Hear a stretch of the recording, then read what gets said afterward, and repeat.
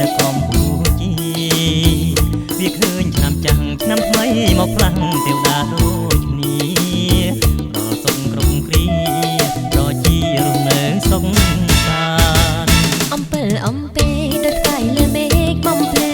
រាត្រីចែងចាំងរាស្មីតិចនឹងលើវាសោសានវាធ្លាប់ថប់ខ្យល់អីនៅលែងខ្វល់ប្រែទៅសានត្រានប្រទេសកានព្រោះបានផ្លាស់ប្ដូរឆ្នាំថ្មី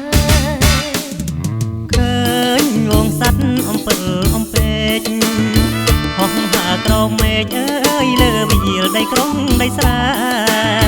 ខ្លាំងឆ្នាំខ្លាំងចិត្តប្រជាមូលមិត្តជួបជុំកូនខ្មែរសប្បាយក្រុងស្រែកូនខ្មែរថ្ងៃចូលឆ្នាំថ្មីអំពិលអំពេរស្មីទៅភ្លេចមើលឃើញទាំងអង្គវាធ្លាប់ក្រៀមក្រំប្រែពណ៌ទៅជាមានន័យសុភមង្គលទេវតាបានផ្ដល់ជូនខ្មែរប្រងស្រីឆ្នាំថ្មីសេរីជោគជ័យដល់ខ្មែរគ្រប់គ្នា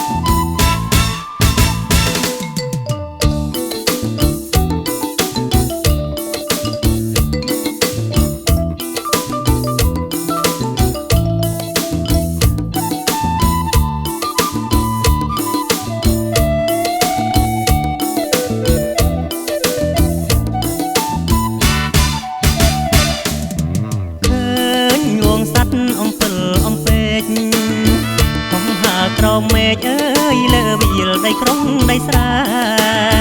ខ្លាំងឆ្នាំខ្លាំងចិត្តប្រជាមូលមិត្តជួបជុំកូនខ្មែរសប្បាយក្រុងស្រែកូនខ្មែរ